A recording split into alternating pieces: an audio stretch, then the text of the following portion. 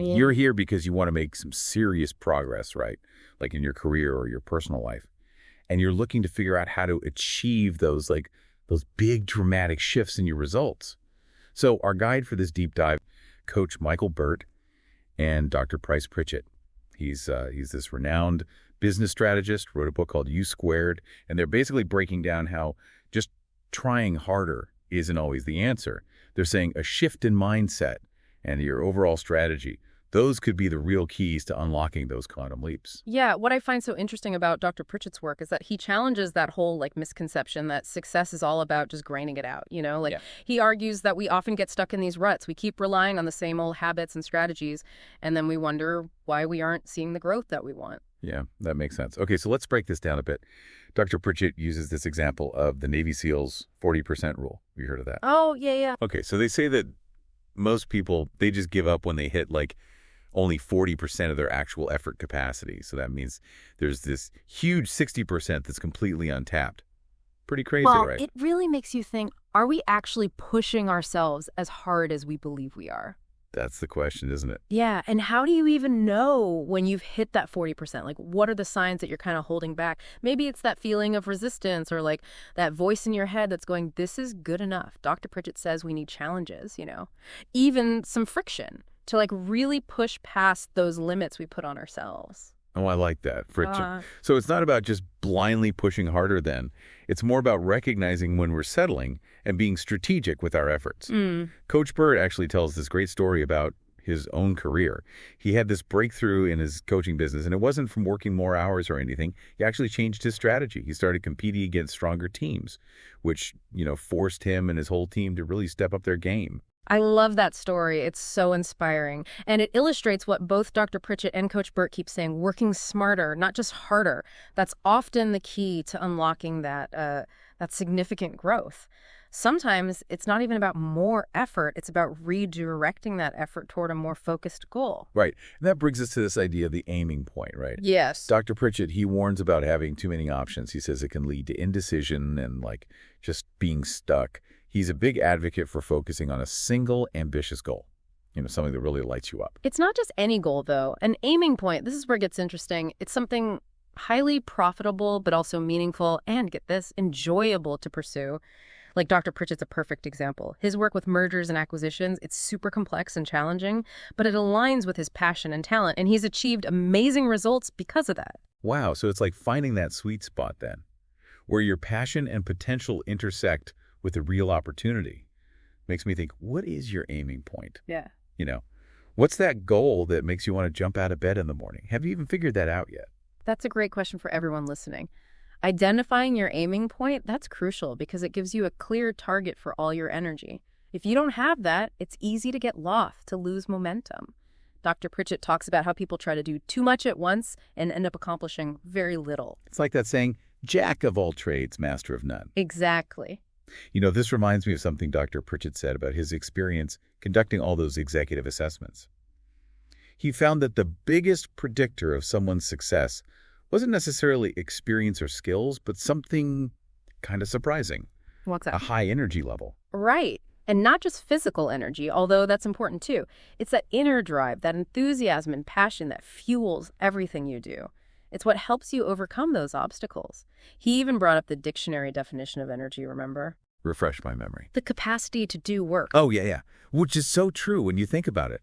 When we're hiring or promoting someone or even deciding how much to pay them, we're basing it on their energy and their capacity to contribute, right? Absolutely. But the thing is, this energy needs to be channeled. It needs to be directed towards that aiming point. Exactly. It's like, think of the difference between a light bulb and a laser. A light bulb, it just throws light everywhere.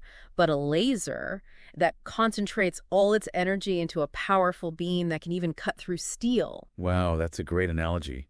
Scattered energy leads to scattered results. Makes you think. It also makes me think about another part of this whole quantum leap idea.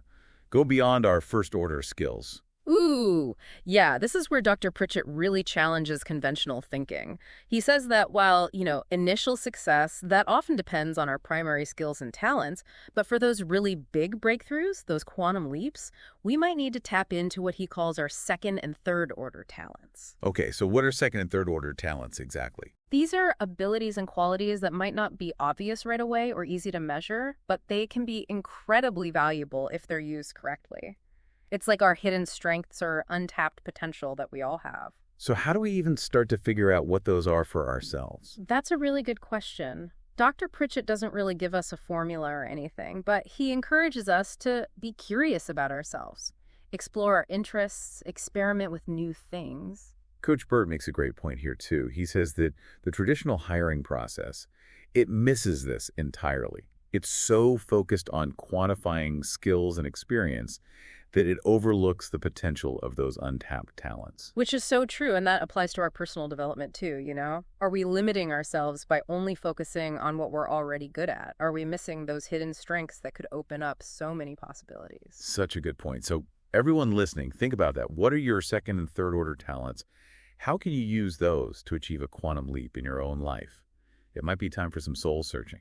And you know what else this reminds me of? What? This whole thing about the role of luck in achieving quantum leaps. Oh, yeah, that's a good one. Coach Burt mentions Dr. Pritchett's book, Lucky You. It's all about how we can actually invite luck into our lives. He says that luck, it's not just this random thing that happens. It's something we can cultivate through what we do and our mindset. It's a really cool idea. It challenges that whole luck of the draw thing. Right. Dr. Pritchett and Coach Burt, they're saying we can actually make ourselves more likely to encounter those lucky breaks that lead to breakthroughs. Coach Burt even gives some examples from his own life of how this lucky mindset has opened up these unexpected opportunities for him. It's like that saying, luck is what happens when preparation meets opportunity. By improving our skills, expanding our network, and staying open to new experiences, we're increasing our chances of being in the right place at the right time. Exactly.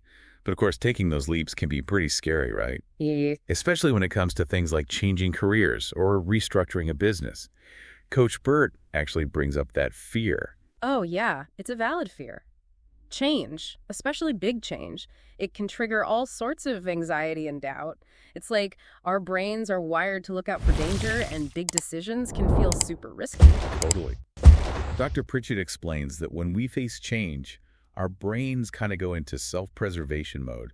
We start hesitating and second-guessing ourselves. That makes sense, like from an evolutionary standpoint. But when we're trying to achieve those quantum leaps, that kind of thinking can really hold us back. It can prevent us from taking those opportunities and reaching our full potential. So then how do we deal with those mental roadblocks and make those big moves that can lead to quantum leaps? That is the million-dollar question. And that's something we're going to explore more as we continue this deep dive. So Dr. Pritchett, he says it's super important to recognize those fear patterns and not let them just paralyze you.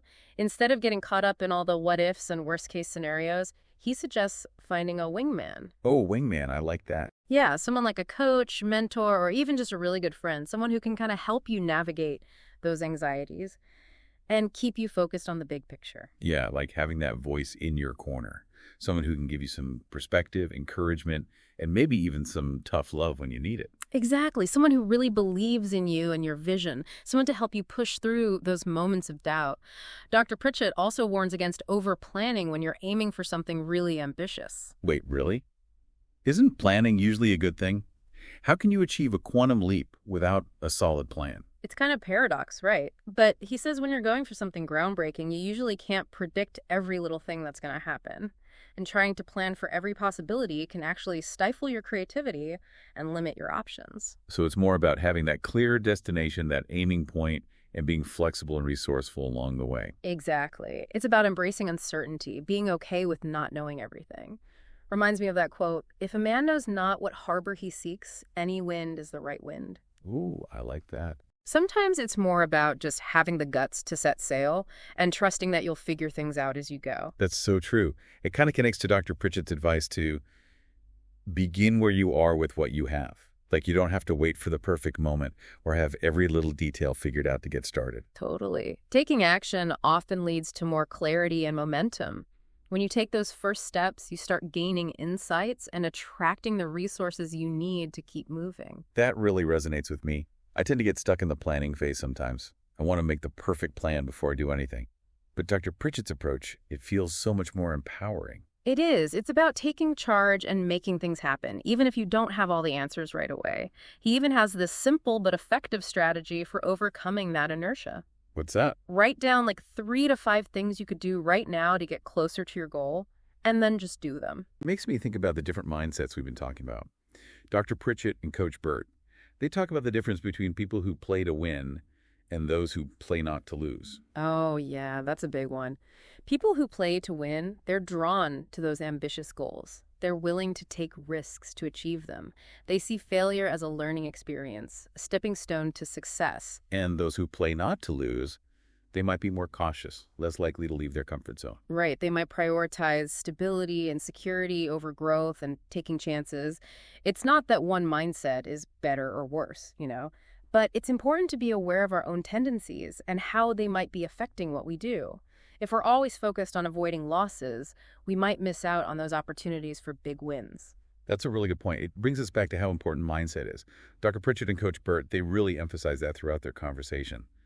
Our beliefs and attitudes, they shape our actions and our results. Totally. Our mindset is like a filter we see the world through. It can either lift us up or hold us back from reaching our potential. Sometimes, to take those big leaps forward, we need to question what we believe and be open to new ways of thinking. It's about letting go of those limiting beliefs that are holding us back and embracing a growth mindset that welcomes challenges and sees opportunities where others might see obstacles. It's about becoming the kind of person who can achieve those amazing results. But how do we actually do that? How do we shift from fear and limitation to possibility and abundance? That's the question, isn't it? Dr. Pritchett says we need to pay attention to those negative thought patterns that can really sabotage our progress. He talks about these 2 voices in our heads, the hero voice and the villain voice. Okay, I'm intrigued. Tell me more about these voices. So the villain voice, that's that inner critic we talked about. It whispers doubts and fears, reminds you of your past failures, and makes potential risks seem huge. It's the voice that says, you're not good enough, you're going to fail, what if this doesn't work out? We all know that voice. Right.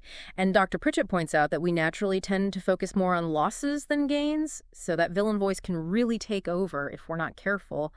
It's like our brains are wired to zero in on what could go wrong, even if the potential rewards are way bigger. So how do we fight back against that negativity? That's where the hero voice comes in. It's the voice that reminds you of your strengths, celebrates your past wins, and focuses on the possibilities. It's the voice that says, you can do this, you've overcome challenges before, imagine what you can achieve if you succeed. So it's about shifting our perspective then, from fear to possibility, from doubt to belief. Exactly. It's about believing in ourselves and our ability to make those quantum leaps happen. And it's about understanding that failure, it's not the opposite of success, it's actually a part of the journey.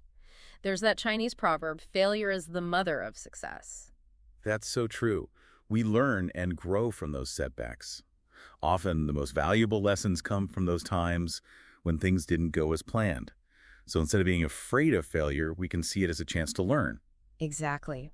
When we view failure as feedback, we become more resilient and resourceful. We develop that growth mindset that lets us bounce back and keep moving toward our goals. This makes me think about the people we surround ourselves with. Coach Burt and Dr. Pritchett, they both talk about how important it is to have mentors, coaches, and even peers who can support us along the way. It's like building a team of champions, people who can encourage you, guide you, and keep you accountable.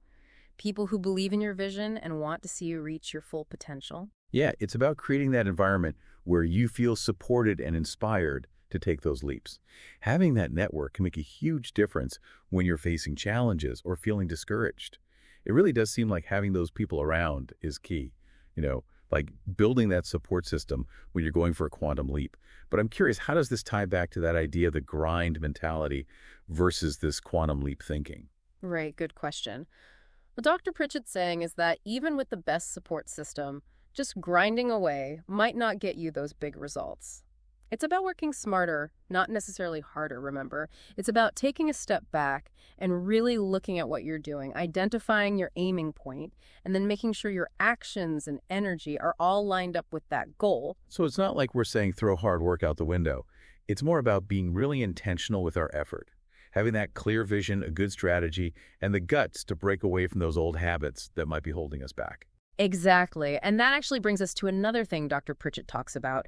It's recognizing and then challenging those negative thought patterns that can sabotage us. It's almost like our brains are programmed to focus on what could go wrong, even when the potential rewards are much greater. That's so frustrating. So how do we deal with that? How do we make that hero voice louder? Well, that's where the hero voice comes in. It's that part of us that reminds us of our strengths. It celebrates our wins, and it keeps us focused on what's possible.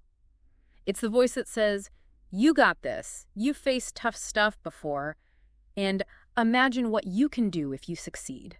So it's like a shift in perspective again, from fear to possibility, from doubt to belief. Exactly. And it's about believing in ourselves, believing that we can actually achieve these quantum leaps. And realizing that failure, it's not the opposite of success, it's part of how we get there. It's like that saying, failure is the mother of success. Yeah, that's a good one.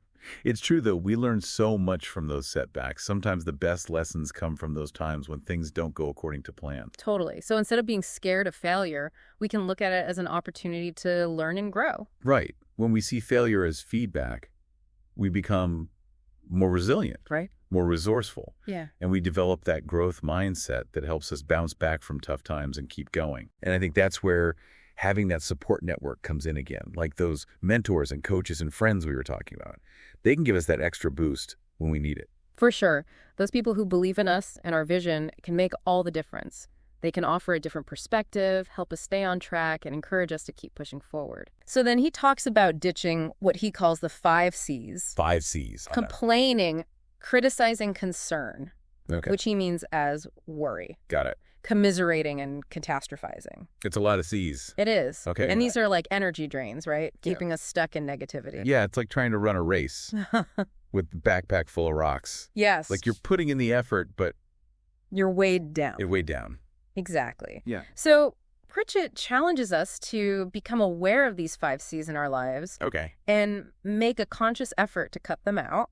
It sounds like a mental detox. It is. Right. And this leads to another great point Pritchett makes. Oh, yeah. Embracing childlike thinking. Okay. He has this admiration Yeah. for the relentless, fearless determination of young children. Oh, I love that. You know, they're not afraid to experiment, fail, and learn. Just like when they're learning to walk. Exactly. They fall down 100 times, but they just keep getting back up.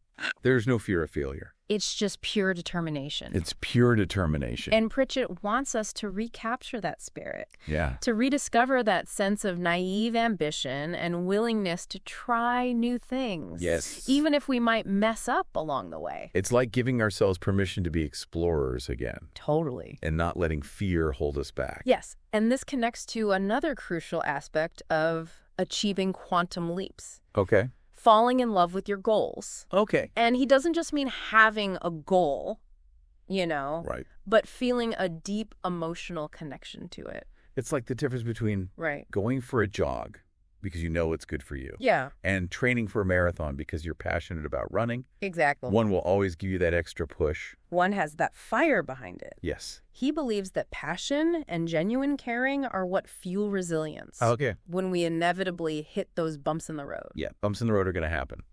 Always. Always, right? It's part of the process. It is. It's how we respond to them that matters, That matters. that defines our journey. Yes, absolutely.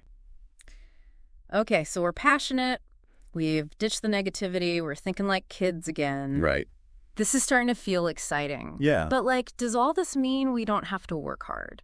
That's a great question. And Pritchett definitely addresses that. Okay. He's not saying effort isn't important. Right. It absolutely is. Okay. But he introduces this idea of selective persistence. Okay. Selective persistence. Yeah. Tell me more. So it's about being smart with your energy, Okay. not just working harder, for the sake of it. Right. You need to focus your efforts Mm-hmm. on the strategies that truly make a difference, Yeah. the ones that move you closer to that quantum leap, So it's like identifying the high impact actions. and really honing in on those. Yes. And underlying all of this Yeah. is Pritchett's belief that a high energy level is absolutely essential for success. Okay. But he's not just talking about that caffeine fueled frenetic energy. Deeper than that, right? Right. It's more about feeling truly alive and engaged. Yes. He's talking about a vibrant, sustainable energy that comes from taking care of yourself, physically, mentally, and emotionally. Yeah. It's about pursuing your passions, Okay. embracing challenges, and constantly learning and growing. It sounds like it's all connected, Yeah. creating this upward spiral Yeah. of energy and action. And that's where those quantum leaps come from. Yeah. This high energy helps you break free from old patterns, overcome setbacks, and keep moving forward even when things get tough. So how do we cultivate this kind of energy? Right. Does he give us any practical advice? He does. He talks about the importance of having a morning routine Okay. that includes some kind of quiet reflection. Like meditation. Okay. It's about starting the day with intention Yeah. and creating that space for yourself before things get hectic. It's like setting the tone for the day. Exactly. Creating that sense of calm and focus. Yeah. And then throughout the day, he encourages us to be mindful of what we're feeding our minds. Okay. That means being selective about the news we consume, Right. the social media we engage with, even the people we surround ourselves with. It's like being on a mental diet. Yes. Cutting out the junk food. Exactly. Focusing on nourishing positive input. And of course, taking care of our physical health is essential. Right. Eating nutritious foods, Yeah. moving our bodies, getting enough sleep. The foundational elements. Yes. It's like building a strong foundation for that high energy life. Absolutely. Okay, so we've got the morning routine. We're being mindful of our input. Yeah. What else? He also talks about the importance of embracing constraints. Wait, constraints? Yeah. Isn't that like the opposite of what we usually hear? It might seem counterintuitive at first. Yeah. We're always told to think outside the box, break free from limitations. Right, but Pritchett argues that having some boundaries, some structure, Okay. can actually spark creativity. Interesting. He even shares a personal anecdote about how he struggles to write when he has complete freedom, Oh. but thrives when given specific guidelines. It's like that blank canvas syndrome. Yes. Sometimes having too many options can be paralyzing. Exactly. He compares it to having a sandbox to play in. I like that. You have freedom within those boundaries, Yeah. but the boundaries also prevent you from getting lost Right. in a vast, overwhelming space. So instead of seeing constraints as roadblocks, Right. we can view them as creative catalysts. Exactly. It's a really interesting shift in perspective. It is, okay, so embracing constraints and then, And this leads to another crucial insight, the power of belief. okay, belief. Pritchett argues that our beliefs shape our reality. Mm-hmm. If we believe we're capable of great things, we're more likely to take the actions that make them happen. It's that whole mind over matter concept. Right, the idea that our thoughts have a real impact on our outcomes. Exactly. And he even cites this fascinating 50-year study on nuns. Oh, yeah, I love that study. Oh, yeah. Researchers found that the nuns who were optimistic Right. lived an average of 10 years longer 10 years. than the pessimistic ones. Wow, that's incredible. Yeah, it really shows how powerful our mindset can be. Yeah. And speaking of mindset, Yeah. Pritchett also talks about the importance of forgiveness. Yes. He believes that holding on to anger and resentment is like drinking poison Oh, yeah. and expecting the other person to die. Such a powerful metaphor. It's powerful. It reminds us that forgiveness is really about freeing ourselves Mm. from those negative emotions. So letting go of past hurts is crucial Yes. for creating that positive, high-energy life. It's about choosing to focus on the present moment Yeah. and on creating a future Mm-hmm. filled with joy and possibility, rather than dwelling on the past. So it's like we're clearing out the mental clutter to make space for those quantum leaps. Yeah. So once we've kind of done all that, Yeah.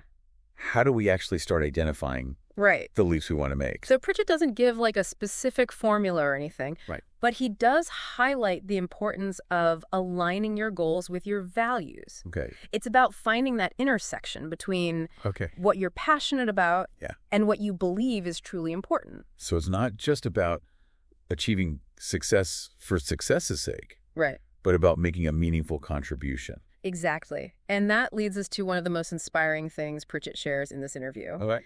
When asked about his definition of greatness, he simply says, how much good you brought to the world, how many people you've touched. Wow. That's beautiful. Yeah, It really puts things into perspective. it does. It's not about fame or fortune, Right. but about the positive impact you have on others. And that sentiment is really at the heart of his work. You know, he Yeah. wants to empower people to unlock their potential and make a difference in the world. And he does that so effectively Mm-hmm. by like keeping his message so simple and accessible. Yeah. I mean, his book, You Squared, is only 36 pages long. He calls it putting the cookies on the bottom shelf. I love that. He wants his wisdom to be readily available to anyone who's seeking it Right. without overwhelming them with complexity. It's brilliant. Yeah.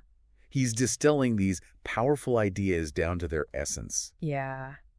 So as we wrap up our deep dive into Price Pritchett's insights on quantum leaps, Yes. what stands out to you the most? What are you taking away from this? I think for me, the fly analogy is so incredibly powerful. Yeah. It's such a vivid reminder to like step back, assess our approach, and be willing to change our perspective. Yeah. Sometimes that open door is right there, Yeah. but we're too focused on banging our heads against the glass to see it. And for me, it's that emphasis on energy. It's not just about willpower or forcing yourself to work harder. Right. It's about cultivating that deeper sense of vitality Yes. that comes from aligning your actions Yes. with your passions and your purpose. Exactly. When you're doing what you love and what feels meaningful, Right. the energy flows naturally. It does. So if you are feeling inspired to make your own quantum leap, Yes. I highly recommend checking out Pritchett's book, You Squared. It's a quick read, Yes. packed with practical advice and thought-provoking insights. It's like a blueprint for breaking free from those self-imposed limitations Yeah. and creating a life that feels truly aligned with who you are and what you want to accomplish. Absolutely. So as you reflect on everything we've discussed today, what quantum leap are you ready to pursue? That's the question. What's that big, audacious goal that's been whispering in your heart? You got this. Remember, you have the power to make it happen. You do. Until next time, keep diving deep.